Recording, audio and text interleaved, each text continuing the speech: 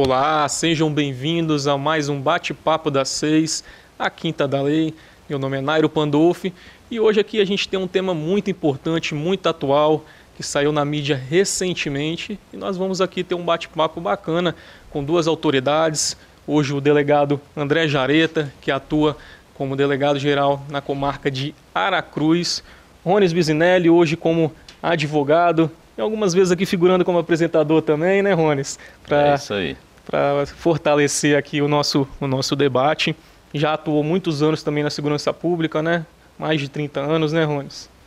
Eu diria o que eu tenho na área de segurança pública, você não tem de idade, né? 33 anos. É, muito tempo, né? Atuou como bombeiro, policial militar, policial civil também. Então, assim, tem muito conhecimento também para agregar aqui. E hoje aqui a gente tem um tema muito legal, muito bacana e muito importante também para passar para a sociedade, que é da operação de contenção no estado do Rio de Janeiro e também a aplicabilidade desse tema aqui no Espírito Santo, se tem reflexos também no Espírito Santo. A gente observou que tinham duas pessoas também, alguns chefes, né, que eram do Espírito Santo e estavam lá naquela operação, que vieram a falecer também, que morreram naquela operação. A gente vai falar um pouco sobre essas repercussões aqui. Então, aqui já passando a bola para o nosso convidado especial aqui, delegado de polícia André Jareta. Seja muito bem-vindo aqui ao nosso bate-papo. Boa noite, Nário. Boa noite, meu amigo Dr. Rones. É uma satisfação estar aqui e poder colaborar nesse debate aí, no que for possível. Bacana, doutor. Rones, mais uma vez, como foi dito aqui, já é de casa, né, Rones? Já apresentou em algumas oportunidades aqui o programa também, e como atuou na segurança pública, hoje atua também como advogado, tem muito a agregar também aqui nesse debate. Seja bem-vindo mais uma vez. Boa noite a todos que nos acompanham, doutor Nairo, doutor André Jareta. E é isso aí, a gente vai unir a experiência ao longo desses anos na área da segurança pública, agora como advogado, e esse bate-papo com certeza vai enriquecer ainda mais as nossas vidas e a experiência que a gente tem aí. Até porque é um debate muito polêmico, né, doutor? Sim. Algumas pessoas falam que é uma operação de contenção, outras pessoas falam que foi uma operação fracassada, que não era daquela forma que tinha que ser feito, mas muitas vezes não sabe a realidade, né, da segurança pública. Chamaram até de chacina, né? Foi uma chacina em virtude da quantidade de indivíduos mortos, né? Então acho que o bate-papo é importantíssimo, né, para a gente poder esclarecer isso, né? A realidade lá vivenciada, né, tanto nas comunidades, pelo morador, né, quanto pelas forças policiais que estavam lá, não para combater o morador, mas para os indivíduos envolvidos no crime, né? Muitas vezes a gente vê que tem uma ideia geral, né, de que o policial, ele quando ele vai para a favela ali, é como se ele quisesse matar mesmo aquelas pessoas. E aí, Rones, a gente precisa fazer essa distinção também, né, da atuação policial ali, e hoje a gente vê muito essa questão da polícia comunitária, né, uma polícia cada vez mais próxima da sociedade. E aí, qual que é a dificuldade de fazer essa distinção ali da polícia comunitária, da polícia que antigamente era vista como uma vilã, né? Vamos dizer assim. Como que a gente pode fazer essa distinção? A gente trabalhou muito tempo na área da polícia, com certeza essa operação de contenção, a polícia não foi lá para matar, foi para prender. Toda ação provoca uma reação. E com certeza houve um serviço de inteligência antes, né doutor? E ali eles conheciam quem é quem, em tese, né?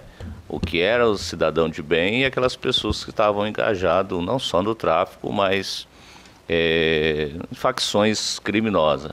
Então tem que ter esse diferencial, e pelo que nós vimos ali, a maioria da operação se concentrou justamente na área de mata, que era para tirar o foco ali dos moradores, para que eles não pudessem ser alvo de bala perdida, porque a gente vê constantemente acontecendo. Então a operação desse porte não aconteceu por acaso. Você pode ter certeza que houve um planejamento, um serviço de inteligência, o doutor Jareta vai poder falar com mais propriedade nessa área aí. E aí, doutor, é importante essa fala do Rones aí, porque fala que existe um trabalho de inteligência por trás, só que muitas vezes as pessoas confundem, né, esse serviço de inteligência como se tivesse que essa informação ser passada para a sociedade. Sim. O trabalho de inteligência, em tese, ele o quê? Ele é uma coisa sigilosa. Sim, sim. Veja só, a Operação Contenção, né, essa que deu tanto o que se falar, né, em virtude de todo o resultado que provocou, foi uma operação que envolveu cerca de 1 ano de investigação, né, do Departamento de Repressão a Entorpecentes do Rio de Janeiro, e mais cerca de 3 meses de planejamento para executar, né. Então você pensa a operação visou em especial 2 comunidades, né, que foi o Complexo do Alemão e o Complexo da Penha, que elas abrigam cerca de aproximadamente 300 mil pessoas, né? Então, olha o tamanho que a cidade disso. De Linhares, né? É como se a gente juntasse Linhares com Aracruz, só para se ter uma ideia da dimensão disso, né? É uma área muito extensa, com muitas moradias, um conglomerado muito grande, uma densidade demográfica muito grande, muitos moradores num espaço relativamente pequeno, e isso exige um planejamento para se trabalhar lá dentro, né? De outro lado, né, assim, por certo, os responsáveis pelo planejamento dessa operação primaram pela segurança dos moradores. Sem sombra de dúvida, esse foi inclusive talvez o objetivo principal, né, o foco principal, né? Mas, de toda forma, era uma operação necessária, era uma operação que precisava acontecer, né? Você pensa, o Nairo, meu amigo Rones, seu morador de uma dessas comunidades, e você amanhece um certo dia, pega o seu veículo que com muita dificuldade você conseguiu comprar para ir visitar um parente próximo, ou talvez aí para uma farmácia, se deslocar, e você sai da garagem da sua casa, anda 100 metros e se depara com uma barricada colocada por criminosos, né? Seu direito de ir e vir ali fica violado, fica, né? Completamente violado, né? Então, muitas moradores pessoas... sendo expulsos das suas próprias casas, né? Sim, isso é uma prática comum do tráfico, né? Então, muitas vezes as pessoas que não vivem nesses locais olham, por exemplo, a polícia retirando essas barricadas, muitas vezes sob confronto, sob fogo, tendo que revidar para sobreviver e para poder executar a missão, e falar, os criminosos colocam a barricada lá para a polícia não subir, mas não é só para isso, né? Eles limitam o direito de ir e vir do morador, eles limitam, por exemplo, que ambulâncias possam ir até lá, né? Possam circular livremente ali, que o serviço de recolhimento de lixo possa passar lá. Então, eles não só limitam a entrada da polícia, eles limitam a entrada do Estado como um todo. Acaba sendo uma questão de soberania mesmo, né, nacional. Ali, porque se o Estado não consegue entrar dentro daquela parte ali do país, acaba envolvendo isso também. Sim, perfeitamente. É muito bem lembrado. Muitos especialistas, né, estudiosos da área falaram, olha, a situação vivenciada em algumas comunidades do Rio de Janeiro afeta a questão de soberania nacional, né? Porque o Estado é completamente ausente. E inclusive, essas organizações criminosas que atuam lá já perceberam que muitas vezes eles conseguem auferir lucro exatamente limitando o Estado de lá. Como isso? Eles... As milícias, na questão na verdade, começou isso pelas milícias, né? E aí as organizações criminosas copiaram, né? Então, hoje, quando eles estabelecem a barricada, por exemplo, um estabelecimento que vende gás de forma regular não consegue levar um gás na porta de uma casa, né? Tem que pagar muitas vezes, né, a organização. O morador tem que comprar daquele vendedor que paga, às vezes, um aluguel mensal, entre aspas, né? Um certo dinheiro para a organização. Ou até mesmo a própria organização vende o gás, né? O GatoNet, né? As empresas de internet não podem ir lá, né? Então, não consegue nem cortar, né? Energia, né? Sky, né?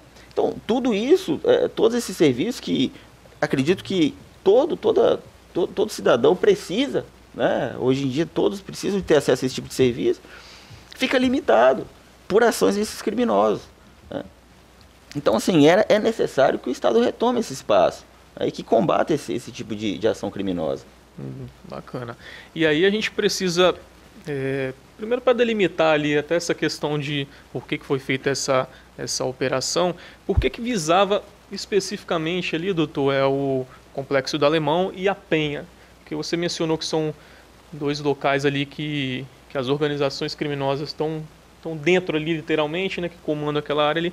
Por que era necessário? Existia alguma ação específica ali para isso? Sim. Por que as forças policiais do Rio de Janeiro visaram esses dois complexos especificamente? Havia um motivo para isso, obviamente. E o motivo era que ali funciona, desejaria falar funcionava, né? Mas infelizmente ainda funciona. O coração da organização criminosa Comando Vermelho, né? Ali fica os principais líderes do Comando Vermelho, né? Os principais articuladores dessa organização criminosa que hoje, inclusive, se expandiu para vários estados da federação, né? Exerce influência no crime em vários estados da federação. Então, não foi à toa que ele foi escolhido, né? Foi mesmo para atacar no coração dessa organização, e que os criminosos lá, por muitas vezes, desafiavam o Estado, falando: aqui ninguém vem, aqui ninguém sobe. Porque eles tinham um forte poderio bélico, tinham muitos criminosos ali, né? Inclusive de outros estados que iam se abrigar lá, porque é extremamente dificultoso mesmo as forças policiais chegarem até eles. O oficial de justiça não chega. Não, é impossível, entra, né? É uma realidade completamente distante. Não há possibilidade de, sei lá, fazer uma intimação, do oficial de justiça lá fazer uma intimação. Então, que Estado de Direito é esse? Né? É a completa ausência do Estado nesses lugares, né? E aí, o Dr. Rones, como você atuou também muitos anos nessa parte da polícia, recentemente, né, se aposentou, na época que você atuava como policial civil ainda, você já percebeu essa, não integração, mas essas organizações tentando entrar aqui no estado do Espírito Santo também, nos outros estados? Já existia essa informação de que eles entravam, faziam a tentativa, né, de entrar no estado, ou entravam de fato também? Com certeza, muitos bairros em Vitória já têm uma interação com o Comando Vermelho no Rio de Janeiro, e principalmente pelo fato de serem estados próximos, né? Vizinhos. Próximos. Sim. E, inclusive, após essa contenção, o governador, junto com a Força de Segurança Pública, né, já planejaram ações justamente para evitar a fuga desses bandidos do Rio de Janeiro para cá. Inclusive, tinha alguns, né, doutor, aqui do estado do Espírito Santo lá. Inclusive, salvo engano, foi noticiado que um dos bandidos aqui capixabas que estavam lá tinha sido ferido ou até mesmo morto. Mas depois eu vi uma informação que essa operação desse grande porte, eu vi o governador do Rio de Janeiro falar, como envolveu várias secretarias, Secretaria de Saúde, que teria que dar suporte, não tem como uma operação desse porte não vazar. Sempre vaza. E parece que ele ficou sabendo e ele conseguiu fugir. Você chegou a ver isso? Um bandido aqui do Espírito Santo, do Espírito Santo. Ele era do Espírito Santo e ele estava lá. E ele conseguiu sair do complexo lá antes da polícia chegar. Então isso tem sido uma constante, essas infiltrações, tanto daqui como lá e de lá para cá, entendeu? Então essa interação entre as polícias ela é importante nesse sentido. E aí, doutor, existe uma questão também que eu observei, né, depois da repercussão desse caso, que existiam muitas pessoas, de fato, com mandado de prisão em outros estados e se abrigaram naquele local, justamente por conta disso que o Dr. Rones mencionou. Por conta, ali acaba abrigando eles, né, e como o Estado não consegue entrar lá, eles conseguem viver normalmente dentro daquela região. Sim. Como o Dr. Rones já bem ressaltou, são muitos indivíduos criminosos do Estado do Espírito Santo com mandados de prisão em aberto que se evadiram e se escondem hoje em comunidades do Rio de Janeiro. São muitos. Talvez chegue a uma centena. Tá? Assim, é um número exagerado. E eles buscaram lá o quê? Uma segurança e uma certa, entre aspas, tranquilidade de que não seriam presos, não seriam alcançados, né?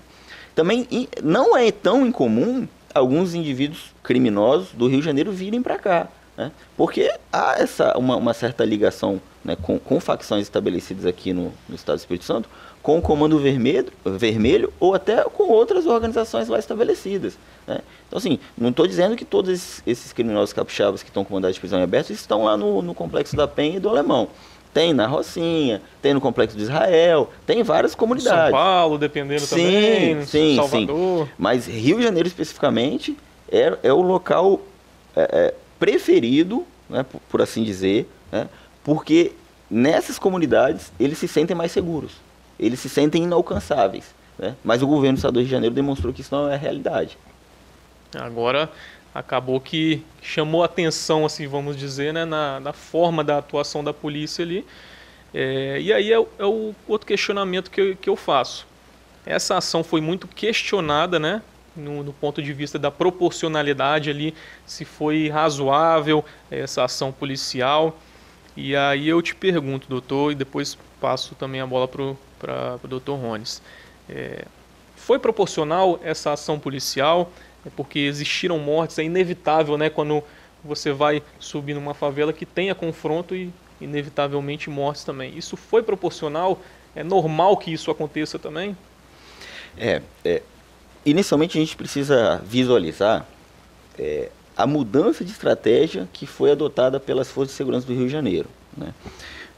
Lá nesses complexos, em outras comunidades, acontecem operações diárias, é muito frequente, né? Só que em todas essas operações, algumas maiores, outras menores, o que acontece? A polícia tenta avançar, tenta entrar, né? Ocupando, ainda que de forma muito simplória e muito dificultosa, os espaços, né? Olha, a polícia avançou até um certo ponto, conseguiu fazer um levantamento, conseguiu prender um ou outro criminoso, apreender algum armamento, drogas e tal. E um exemplo de uma grande operação nesse sentido, que foi só para praticamente ocupar ali o território e tal, foi aquela retomada do Alemão em 2010. Né? Muito famosa, né? Que passou muito na televisão ao vivo. E que quando a gente fala nela, doutor Rones, a gente lembra imediatamente daquela cena. Essa região da mata foi justamente onde de inúmeros criminosos, né, em cima de caminhonetes, fortemente armados, com vários fuzis, fugindo, né? E naquela oportunidade as forças de segurança foram duramente criticadas. Poxa, os criminosos estão fugindo debaixo do nariz de vocês não fazem nada, né? Poxa, será que não sabiam que eles iriam tentar fugir por ali? Na verdade, a polícia sabia. O objetivo era tirar, de fato, né? Até região, então, né? não se havia tido coragem de ter um cerco e um enfrentamento. Olha, porque sabia que ia ter um enfrentamento. Na verdade, não é a polícia que enfrenta os criminosos, né? São os criminosos que enfrentam a polícia, né? Mas até então não havia tido a coragem de fazer esse cerco, porque já se sabia que o resultado, infelizmente, ia resultar em muitos óbitos. Porque o criminoso ali, né, estabelecido ali, ele tem o hábito de confrontar, né? Tem o hábito de confrontar. E aí eu chego à sua pergunta, né? Foi proporcional? Aí eu te pergunto, até quando o Estado ia ficar se ausentando, vendo esses criminosos fugirem, sem nada fazer? Até quando a sociedade ia suportar isso? Até quando... Até porque teve uma... policial, eu acredito, é uma opinião pessoal minha, que o policial, quando ele vai lá, ele não vai necessariamente para atirar. Mas se ele tem uma injusta agressão, tanto o policial quanto qualquer outra pessoa tem o direito dela ali de se defender na legítima defesa, né? Sim, com certeza.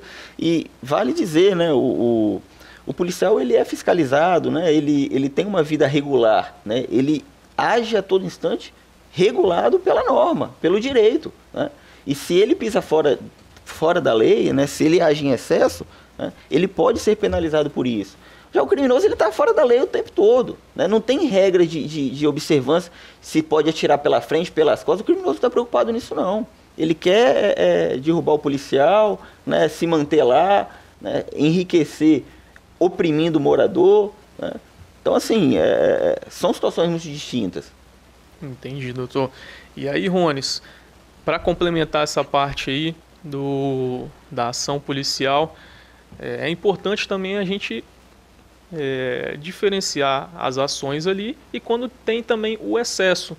Porque, como o doutor falou, existe a fiscalização ali dos policiais. A todo momento existe a lei ali para regular a ação dela, a forma que o policial tem que atuar. Quando é comprovado esses excessos, existe também a punição do policial? Isso é verificado pela polícia? Com certeza. Como o doutor Jareta disse, não é a polícia que enfrenta, né? A polícia foi lá para cumprir o seu papel. Tanto mandados de busca, de prisão, houve um enfrentamento, é aquilo que nós falamos, toda ação provoca uma reação. Houve muito alarme no sentido de, foi desproporcional pelo número de mortes, se a operação foi bem planejada, por que morreram 4 policiais e outros 13 ficaram feridos? Mas toda vez que a polícia age com excesso, não só a Corregedoria, nesse caso específico dessa operação, o Brasil todo estava de olho, né? O Supremo Tribunal Federal, o ministro Alexandre foi lá, junto com outras entidades do governo, da Secretaria de Segurança. Então, quando há excesso, os policiais são punidos. Se for comprovado, culpa deles, entendeu? E, mais uma vez a gente reforça, né? A polícia ela não foi lá para matar. Porque antes mesmo já tinha sido divulgado um vídeo do alto comando das facções lá, com roupa camuflada do exército, muito bem armado com fuzis, já esperando quando a polícia subir, até por uma posição mais privilegiada também, que são morros, né, de cima para baixo. A polícia já chega ali. Então a polícia já chega em desvantagem, né? Em desvantagem, vamos supor assim. Agora, se as pessoas tivessem se rendido, como rolou um vídeo também numa casa, que as pessoas, não, perdemos, tem arma aqui, saíram com mão para cima e foram presas, entendeu? Então, quando há excesso, e não tem nada a ver com a pergunta que você me fez, Nário, mas já respondendo também, que às vezes as pessoas perguntam assim, o nosso escritório lá, além de outras atividades, não só mexe com criminal, mas com criminal também. Pô, Rones, mas agora você está do outro lado. Eu sempre brinco, falo, não estou do outro lado, nós estamos do mesmo lado, do lado da justiça. Sim. Entendeu? Cada um fazendo o seu papel. E eu não posso, como advogado hoje, mesmo militando 33 anos na área de segurança pública, comemorar a morte de 100 e poucas pessoas. Ou até para o meu lado cristão também, dizendo assim, que bandido bom é bandido morto, enterrado em pé no cemitério para ocupar pouco espaço. Não. Mas, se eles tivessem rendido, se eles não tivessem enfrentado a polícia, talvez estariam vivos hoje, né? E assim, o doutor Nairo, é até uma certa ilusão. Eu ouvi algumas falas de alguns integrantes do BOP, da CORE, que operam nesses complexos aí com muita frequência. Eles falando assim que a estimativa é que em um plantão da organização criminosa, um plantão, hein? Fiquem ali atuando diretamente ali, com fuzis, cerca de 600 criminosos. Mas em um plantão. Mas que esse número pode chegar em torno de 2 a 3 mil. Né? É muito. Então, assim, a gente acreditar que... Diários? Cerca de 2 a 3 mil criminosos que fazem parte do Comando Vermelho dentro desses complexos. É muita gente. E de 600 criminosos atuando diariamente. Diariamente. Então, assim... Eles falam que é o plantão, né? Ele que tem um revezamento. Isso. A organização criminosa, o próprio nome já se diz, é organização. É muito mais organizado do que a gente pensa. Né? Funciona, eles tentam fazê-la funcionar como verdadeiramente uma empresa. Então, tem plantão de serviço dos criminosos de menor escala. Né? E via de regra, hoje, praticamente todos têm um fuzil na mão. Né? Aí a gente, vamos falar aí, de 2 mil criminosos e de 600 ali em um plantão. Será que esses indivíduos se renderiam facilmente? Será que quando a gente avalia o número de criminosos lá existentes e consegue ter uma noção da quantidade de armamento de grosso calibre, de fuzis, eles estavam jogando bomba de drone nos policiais. Olha o cenário que eles vivenciaram. Né? Aí eu pergunto, será mesmo que foi desproporcional? Então, assim, é a reflexão que a gente quer deixar. Eu falo que sempre que quando a gente fala de segurança pública, é um problema muito complicado, segurança pública. É multifatorial, são várias vertentes ali e você dá uma resposta concreta ali do problema, a pessoa vai estar sendo ignorante. Essa é a verdade. Sim. Então, tanto é que a população do Rio de Janeiro aplaudiu essa operação. Então o crime está cada vez mais organizado. E o Estado, através das forças de segurança pública, não pode ficar para trás também, né? Senão vai perder essa guerra. Então, assim, muita gente fala que é enxugar gelo ali, mas não acredito que seja dessa forma. É a ação policial ali bem planejada, né? Que de pouco a pouco vai entrando dentro da comunidade para tentar, né? A gente fala assim, tentar dar um mínimo de dignidade para aquelas pessoas, né? Então, assim, o tema é, se deixar, a gente vai aqui 1 hora falando direto. É um tema muito interessante, muito importante. A gente vai para o nosso primeiro intervalo e daqui a pouco nós voltamos.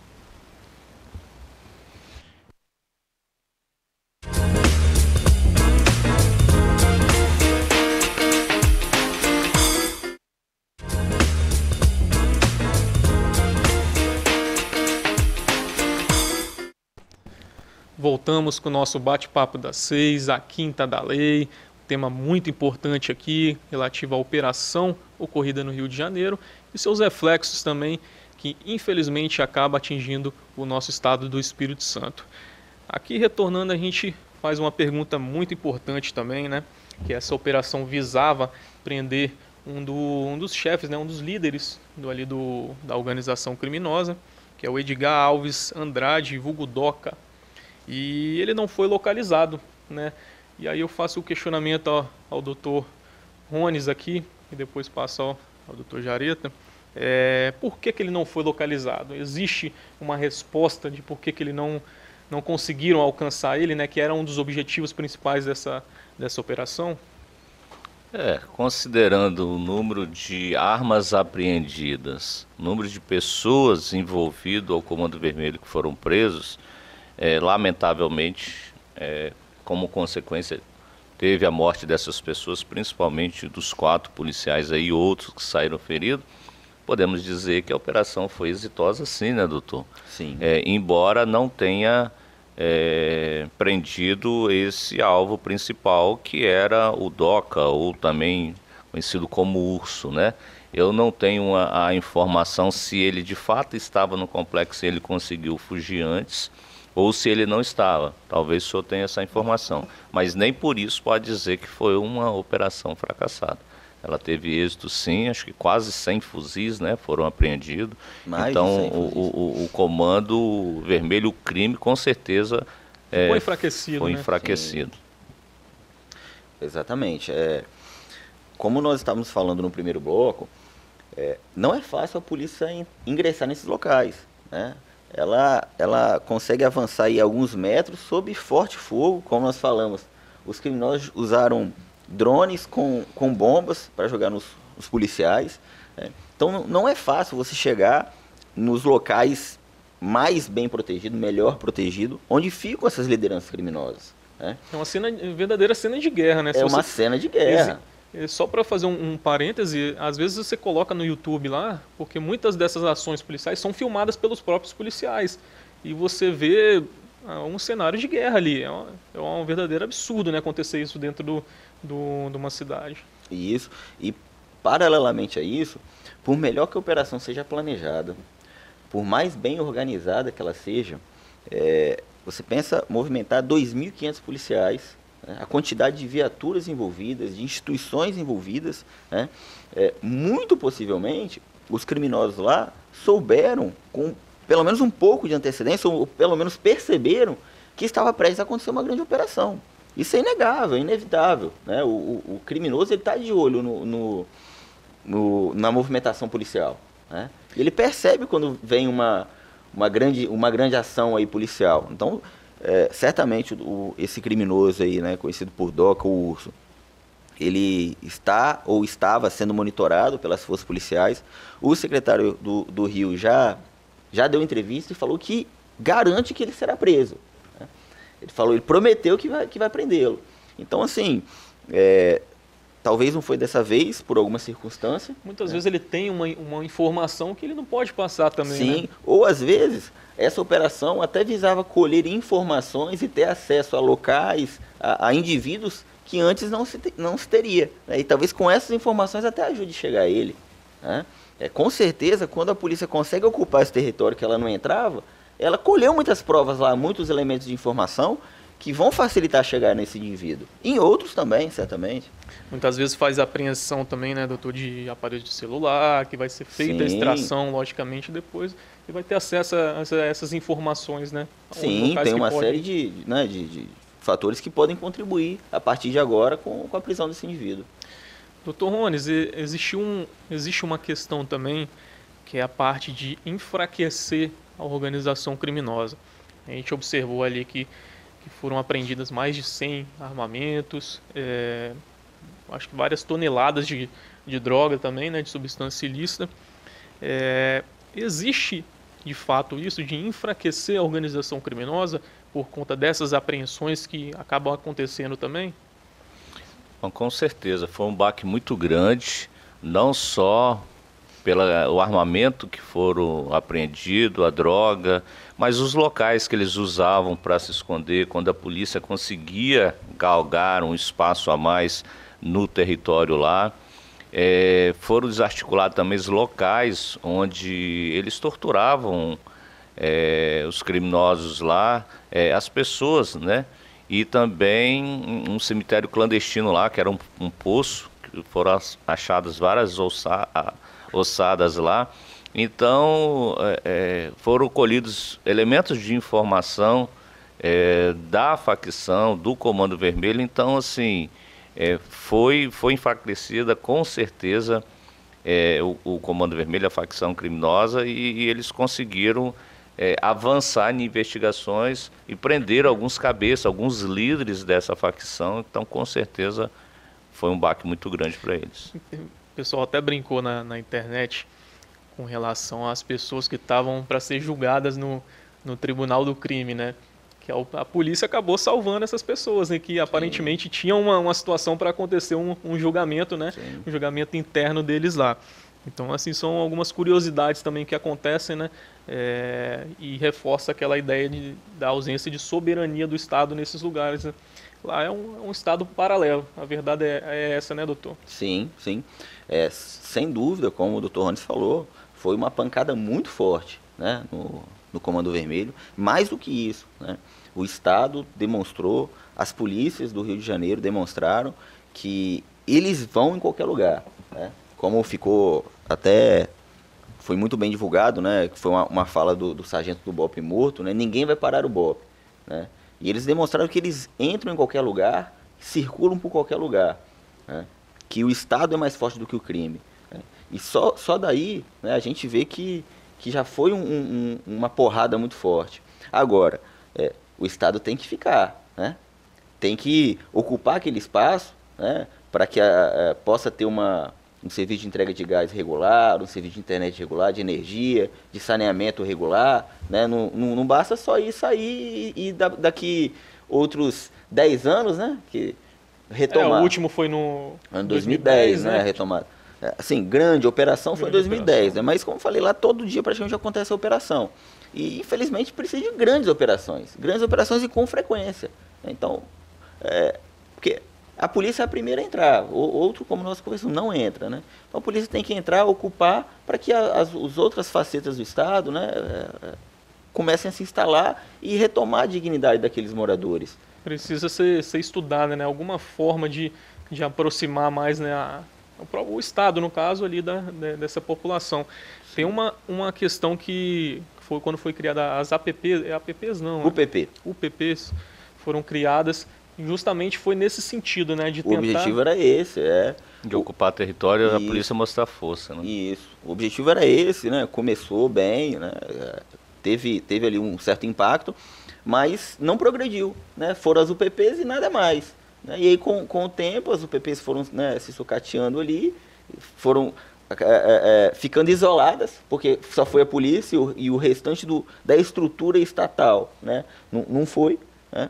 E aí, infelizmente, foi um projeto que assim, hoje praticamente está encerrado, né? Assim, existem as UPPs, mas, né, não tem mais aquela finalidade com que se objetivava, que é realmente o Estado ocupar aquele espaço, né? Resgatar a dignidade daquele morador. Pode ser uma coisa interessante para tentar fazer um planejamento, né, contínuo, porque a gente fala muito que aí entra no tema de administração pública, de descontinuidade, né? Muitas vezes muda o governador ali e aí perde-se, né, essa ideia, né, doutor Rones, ali de continuar naquele planejamento ali, uma coisa que pode estar dando certo ali, e aí entra um outro governo e muda. Como o doutor André Jareta bem pontuou, o Estado ele tem que mostrar força, não com uma grande operação de quando em quando. Operações menores a gente sabe que acontece, mas tem que marcar território, tem que mandar um recado, dizer quem manda. Aqui, graças a Deus, felizmente no nosso estado é mais tranquilo, mas a gente não pode deixar que vire um Rio de Janeiro. Tem até um slogan do governo, hoje eu posso falar, Estado presente. Presente aonde? Não é um Rio de Janeiro, mas pode melhorar muito e tem muito a melhorar. Que hoje a gente vê, como eu falei, o crime está cada vez mais organizado. As facções criminosas estão incentivando a pessoas a estudarem para concurso público, entrarem nas instituições, às vezes seja ela na polícia, seja ela no judiciário, para ter braço do crime em vários locais. Entendeu? Então o Estado não pode ficar para trás, o Estado tem que investir não só nessas operações, mas em questão de inteligência, em questão de tecnologia, porque não pode perder para o crime. Já existiu, acredito que os doutores tenham visto isso, uma informação, não sei se isso concretizou depois, que dentro das próprias os concursos, né, não só na área da área da polícia, da magistratura também, esses órgãos que fazem os concursos ali acabam tendo pessoas ali das organizações dentro daqueles lugares, no sentido de passar muitas vezes um candidato ali para integrar um cargo de poder, vamos assim dizer, né? Não só para passar informações, né, mas para, às vezes, no próprio judiciário, para soltar pessoas sem... A organização criminosa que tem, infelizmente, né, avançado muito com essa estratégia é o PCC. Que já é mais... O padrão é um pouco diferente, é um pouco diferente do Comando Vermelho, né? O PCC está mais estabelecido em São Paulo, né? E ele tem adotado muito essa estratégia, né? De buscar aí, preparar, né, indivíduos envolvidos com crime, aliados ali da organização, para prestar concursos na área policial, nas áreas jurídicas, né? Nos vários setores da área jurídica, né? No Comando Vermelho, nós vimos ali recentemente, salvo engano, um deputado estadual, né, do Rio de Janeiro, que estava diretamente, foi matéria jornalística por todo o Brasil, né, que estava diretamente envolvido com a facção. Eu não me recordo agora se era do Comando Vermelho ou de alguma outra lá do Rio de Janeiro. Mas veja, um deputado estadual eleito, né, diretamente envolvido com o crime. Tem influência ali direta no Rio de Janeiro, né? Informações privilegiadas, né? O PCC mais é São Paulo, né? PCC, principalmente São Paulo. O coração do PCC é São Paulo, né? Existe, de fato, essa informação. É até uma curiosidade da diferença, né, da forma de organização do Comando Vermelho ali, né, e do PCC. A forma de atuação também. Inclusive tem um dado, não vou saber precisar aqui aonde que eu vi, um dado estatístico, que em São Paulo a criminalidade está diminuindo. E muitas pessoas da área policial estão se dando isso justamente à organização do PCC. A forma que ele está conseguindo conduzir dentro das comunidades. Então, assim, é um ponto a se considerar também no qual sentido.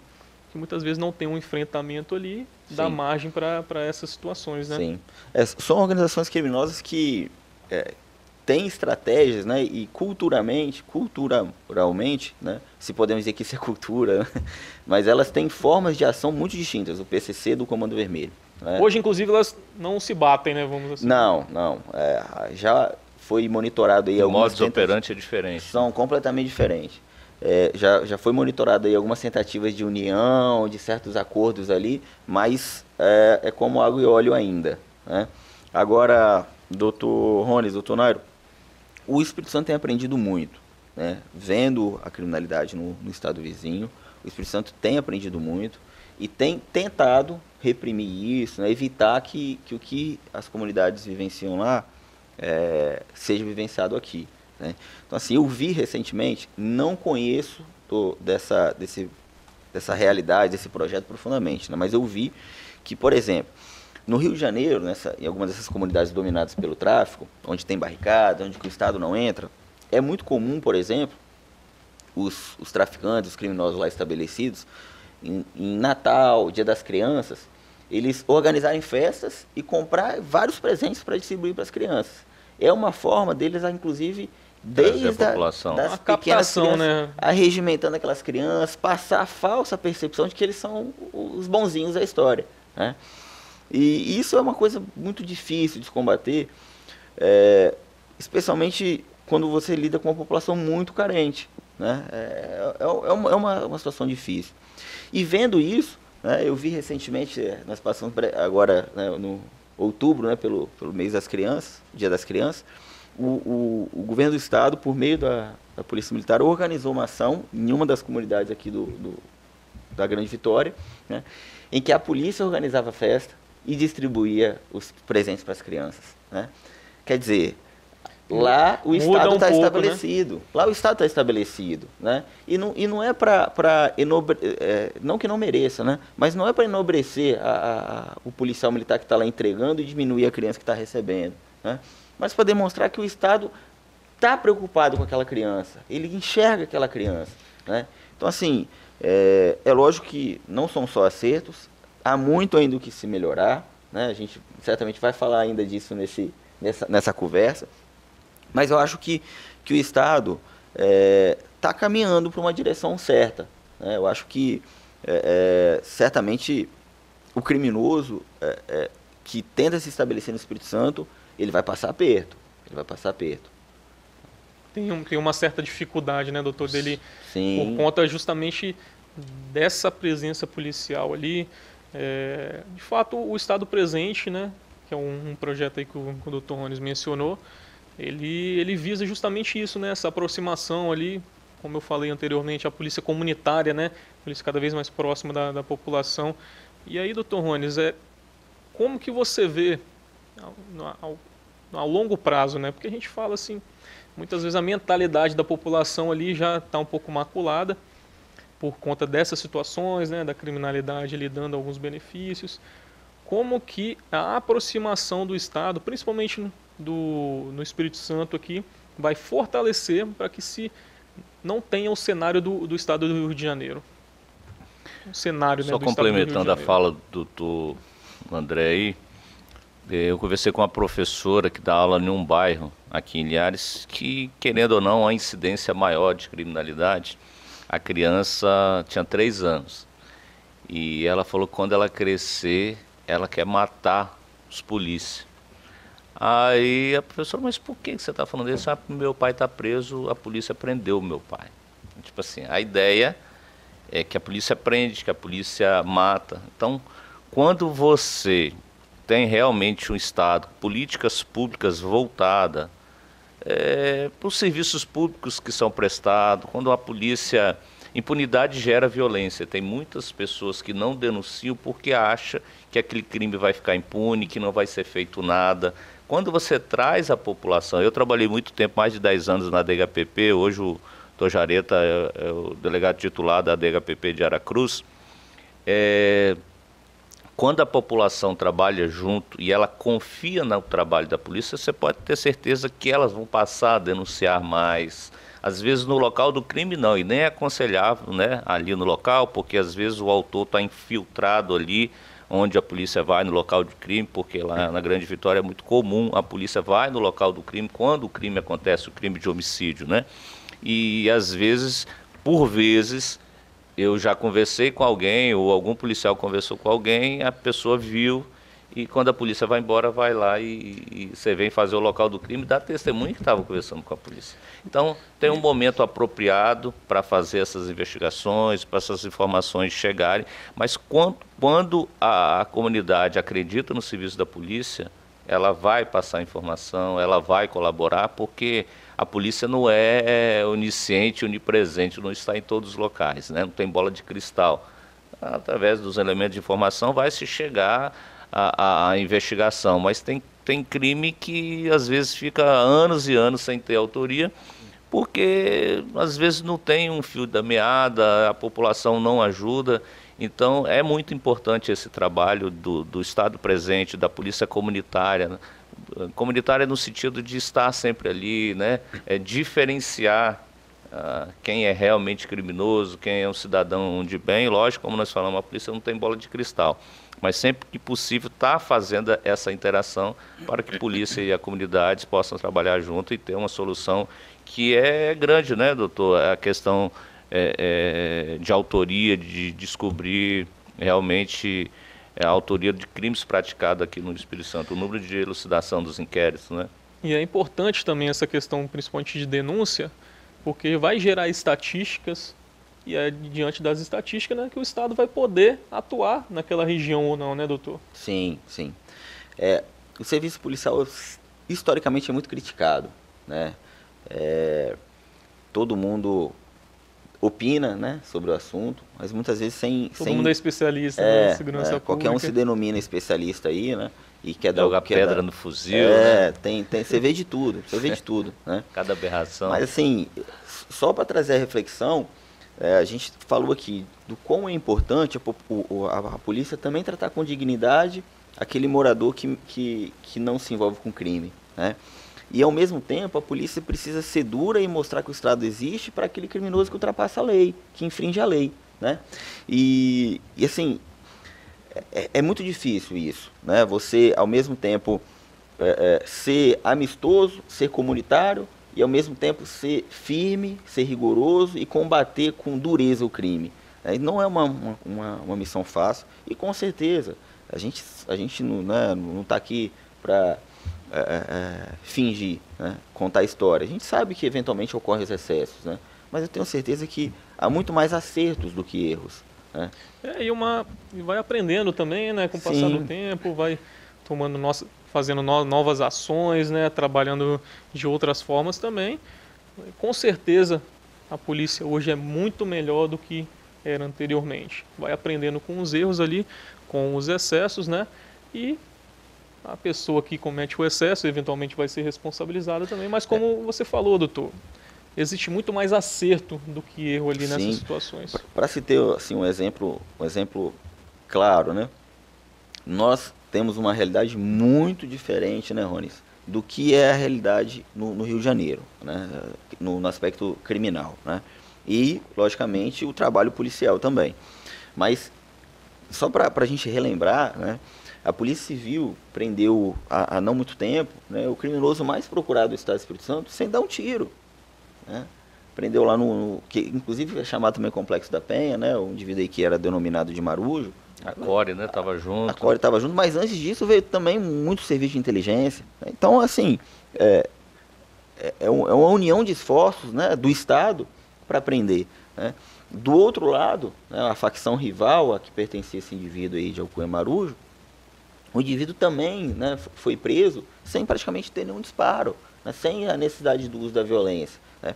Volto a dizer, isso seria possível no Rio de Janeiro? Não, não seria possível, né? Quase impossível, né? É impossível, né? Assim, dentro daquelas comunidades, né? Talvez se o indivíduo foi para um local que... fora do habitat dele, né? Onde ele não é protegido ali, né? Onde ele não está cercado de outros criminosos de fuzis, a Polícia do Rio vai conseguir prendê-lo sem ter confronto. E com certeza vai prendê-lo, não vai assassiná-lo, né? Porque a missão é prender, né? E aqui tivemos várias lideranças criminosas presas de forma estratégica. Então, muitas vezes sem dar nenhum tiro, né? Sim. Agora, volto a ressaltar, né? São realidades distintas, né? São formas de vivenciadas muito diferentes. E que bom que aqui a gente pode fazer esse tipo de ação, né? Porque aqui existe o confronto? Existe. Há inúmeras ocorrências de confronto, né? Em várias comunidades lá da Grande Vitória ainda existe, né? E a polícia também, né, revida quando há esse confronto, né? Não, muito interessante, doutor. É importante fazer essa diferenciação, né, dos estados, a forma de atuação da polícia, porque são realidades totalmente diferentes, né, que a gente precisa entender isso. A segurança pública em determinado local determinada zona daquela cidade, para até ser justo, né, com a atuação policial. Muito bacana, tema muito interessante, tema importante. A gente vai para mais um intervalo aqui, daqui a pouco retornamos para finalizar o nosso bate-papo das 6.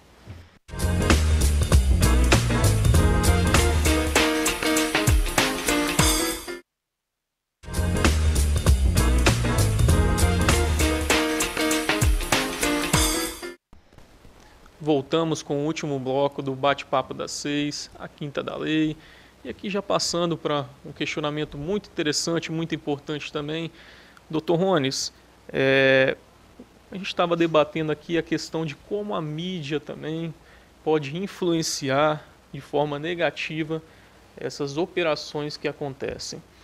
E aí eu faço o questionamento. Existem pontos positivos, pontos negativos. Nesse caso do Rio de Janeiro, foi positiva a atuação da mídia nesse caso? A gente sempre fala que todo fato, toda história, ela tem duas versões, né? E às vezes a gente, como o doutor Jareta falou, a polícia ela é muito criticada.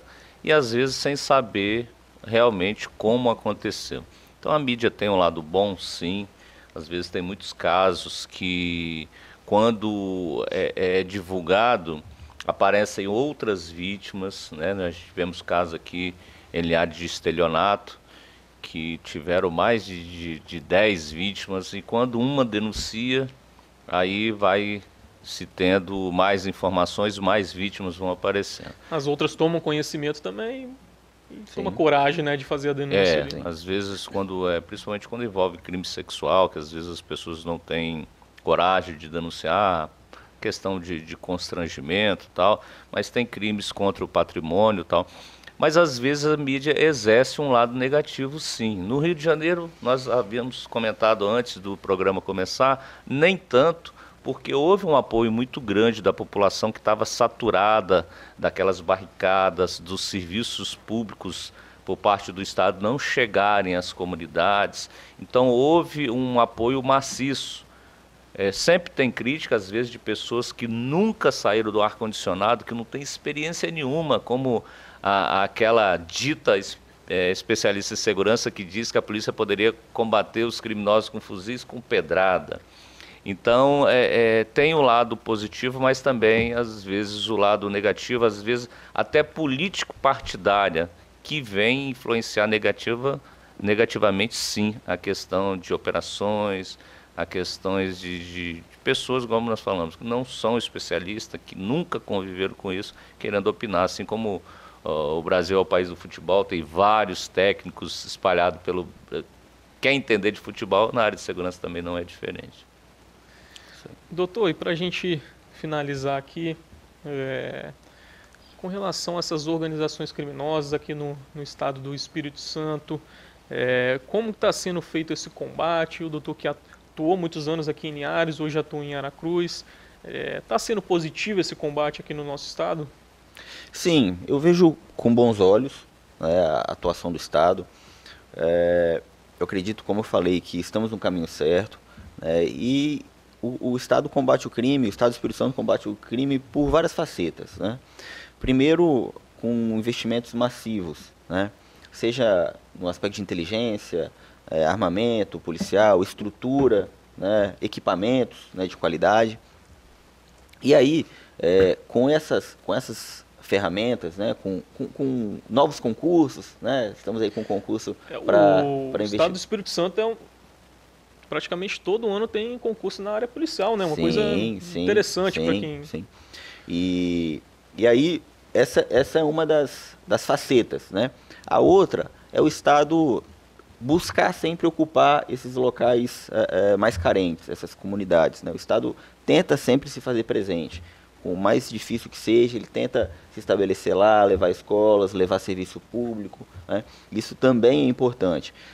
E aí, no aspecto, voltando para o aspecto policial, investindo em inteligência, você consegue mapear quem são as principais lideranças criminosas e retirá-los de circulação tão logo, né, consiga provas dos crimes deles envolvidos, né? E, paralelamente a isso, tal como aconteceu no Rio de Janeiro, temos uma ação também rigorosa da polícia para aquele criminoso que está nas ruas, que está com a arma em punho, tentando amedrontar a população, tentando impor terror, né? Então, assim, é uma série de ações que tem que ter uma atuação conjunta, né, de inteligência e também de rua, principalmente esse aqui de rua é mais comumente exercido pela polícia militar, né, para que o criminoso saiba que aquele espaço não é dele, aquele espaço é da população, né, e quem garante isso é a polícia militar, principalmente a polícia militar, mas é também a polícia civil, né, é o Estado por esses agentes públicos, né. Então, acho que o Estado tem que continuar nesse caminho, né, tem que buscar, logicamente, atender essa parte financeira dessas organizações, né, Rones? A gente sabe que tudo ali, essas organizações criminosas, né, elas buscam o tráfico, buscam dominar territórios para oferir dinheiro, oferir lucro, né?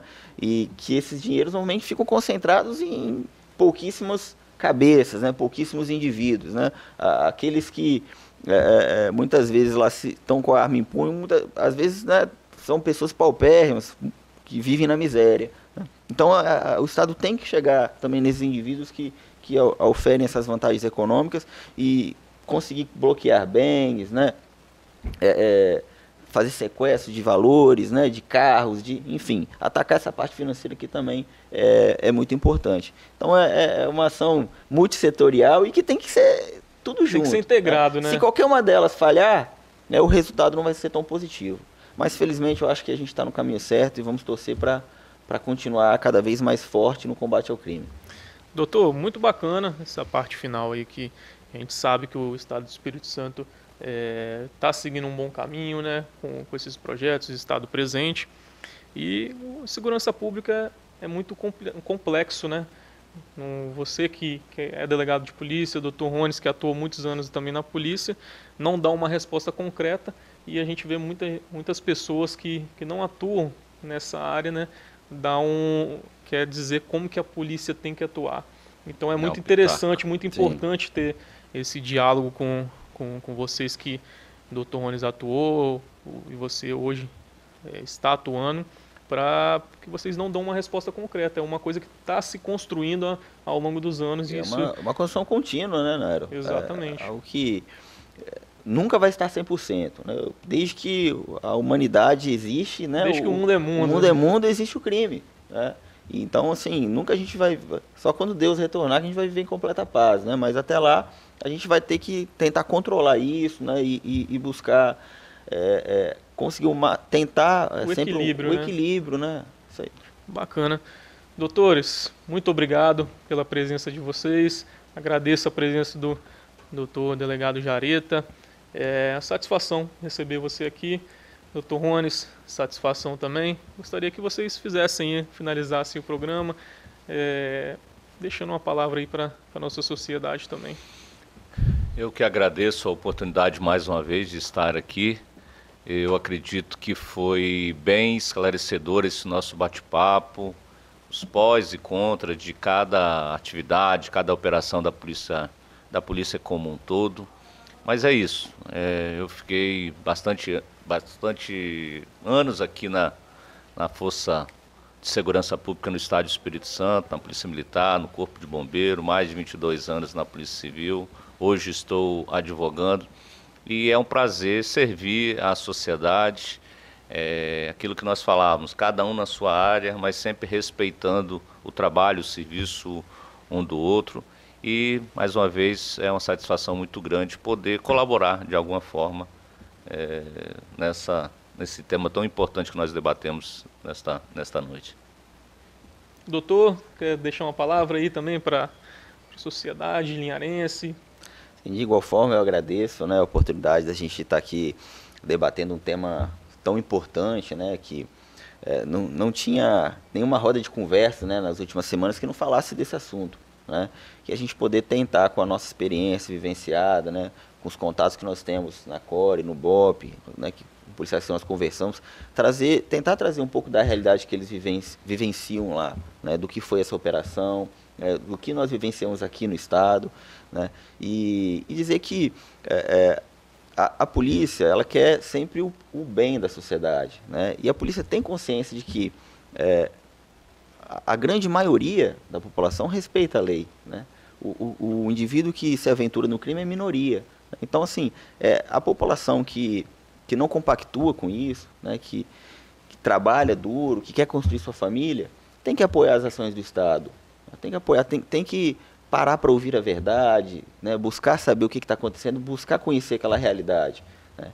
Então, acho que esse debate de hoje contribuiu ainda aqui um pouquinho, né, Rones, para a população ter essa noção e poder ter mais tranquilidade para falar do assunto. E ajudar o trabalho da polícia sempre possível também. Sim, isso é importantíssimo. É importante, né, ocupar esses espaços para falar de segurança pública, para ter esse debate bacana, né, porque não é um tema fácil e precisa de pessoas, de autoridades, muito né? Complexo, né? A interação de várias forças da sociedade, principalmente. Exatamente, é muito complexo. Doutores, mais uma vez, muito obrigado. A gente finaliza aqui o nosso bate-papo das 6 com o tema de segurança pública. Então você que pegou a parte final aí, queira nos acompanhar novamente, você tem a oportunidade no YouTube. Boa noite, até a próxima e tchau, tchau.